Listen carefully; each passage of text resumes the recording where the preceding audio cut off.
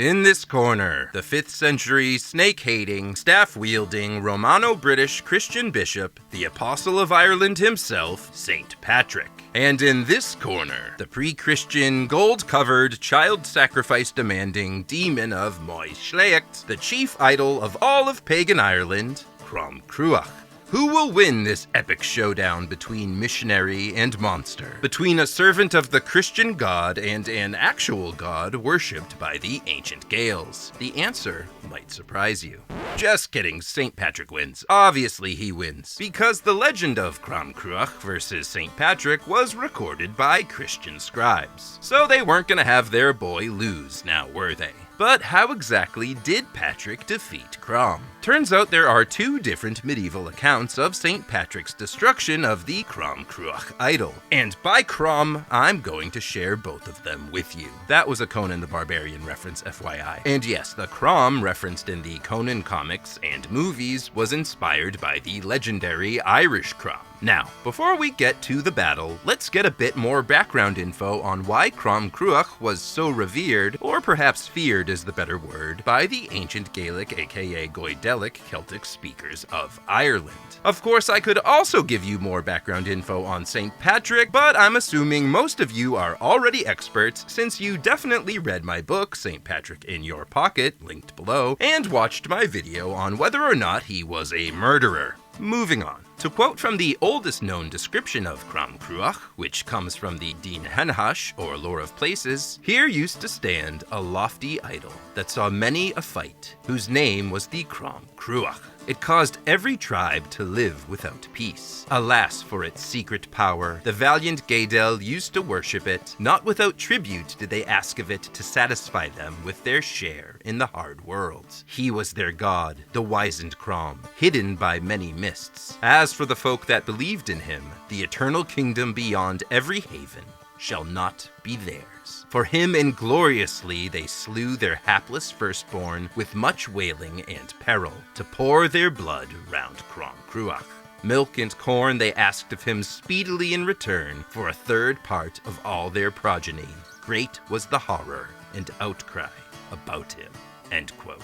Yikes. The Dín Henhash goes on to note that Moy Schlecht in County Cavan, the original home of Crom Cruach, derives its name from the people's worship of this idol. Hence, Moy Schlecht means plain of prostrations, or plain of genuflections. The most famous of those Crom worshippers is the Irish High King, Tiernas, who arrived, quote, "one Samhain Eve with all his host. The deed was a source of sorrow to them. They stirred evil, they beat palms, they bruised bodies, wailing to the demon who held them thralls. They shed showers of tears, weeping, prostrate." End quote. And while the Golden Crom was the central figure of this worship, there were also 12 other stone idols surrounding it. And of course, that configuration has an obvious parallel with Jesus and his 12 disciples. Indeed, there is a school of thought that holds the Crom Cruach legend is simply a reimagining of the biblical story of Moloch, which also concerns itself with idol worship and child sacrifice, and that Tiernas and St. Patrick were inserted into the Irish version of the story to give it some local flavor. This claim is perhaps bolstered by the aforementioned etymology of Moy Schlecht, which interprets Schlecht as being a loan word from the Latin genuflectere, with genu meaning knee and flectere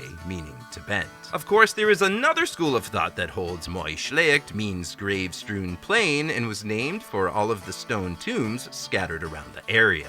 But I digress. After a full 3/4 of Tiernas' people meet their demise as a result of their Crom Cruach worship, St. Patrick shows up on the scene to take care of business. How does he do it? With a big hammer. To quote the Dín Henhash, "The noble Patrick of Armagh piled upon the Crom a sledge. From top to toe, with no paltry prowess, he ousted the strengthless goblin that stood there."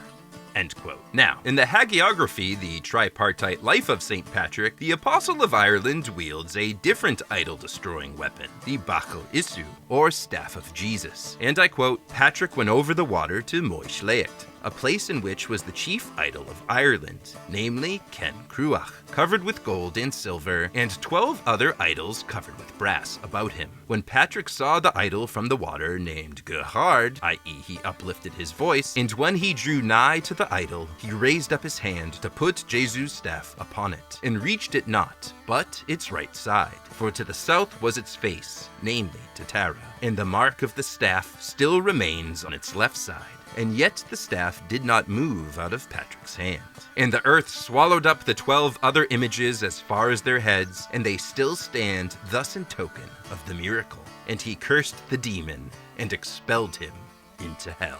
End quote. Different weapons, different names for the idol, Crom Cruach as opposed to the Crom Cruach, but same ultimate outcome, with St. Patrick emerging victorious. But speaking of the different names of the idol, I'd be remiss not to mention a later incarnation of Crom Cruach, Crom Dubh, who was worshipped in the provinces of Munster and Connacht, and who also suffered the wrath of St. Patrick.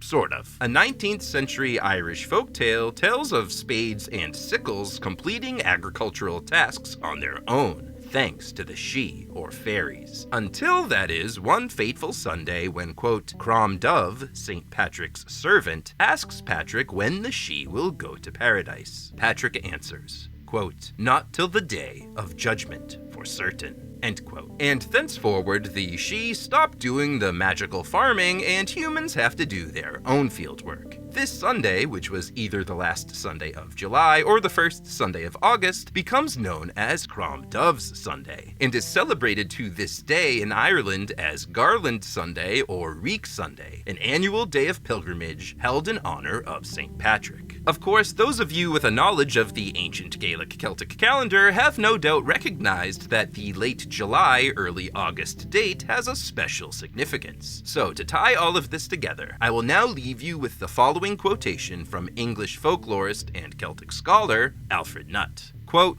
Crom Dubh, Patrick's servant, is, there can be little doubt, identical with the Crom Cruach, before whose image, set up on the plain of Moyshleacht, the folk of Ireland were wont to sacrifice a third of their offspring. The legend told how the saint had broken the power of the life-thirsty idol. He touched it with his crozier, and the image bowed itself before him. Crom Dubh became Patrick's servant. It is significant that the day sacred to him corresponds closely in point of time to that of the great harvest festival, the Lunasa, which was celebrated throughout all Celtdom in the first week of August. End quote. FYI, if you want to learn more about the Celtic cross-quarter day of Lunasa, there's a video for that. And if you enjoyed this video, please like and comment, and one of the best things you can do is subscribe. That really helps. I've also got a few books linked below you might be interested in. Might I recommend Irish Monsters in Your Pocket, a tiny little book about Irish dragons, werewolves, vampires, banshees, headless horsemen, and other beastly beings. As always, my name is I.E. Kneverday, editor of the Celtic fantasy short story anthology Neon Druid, and creator of IrishMyths.com.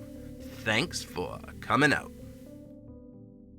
The biblical story, a reimagining of the biblical, is simply a reimagining of the biblical. Indeed, there is a school of thought that holds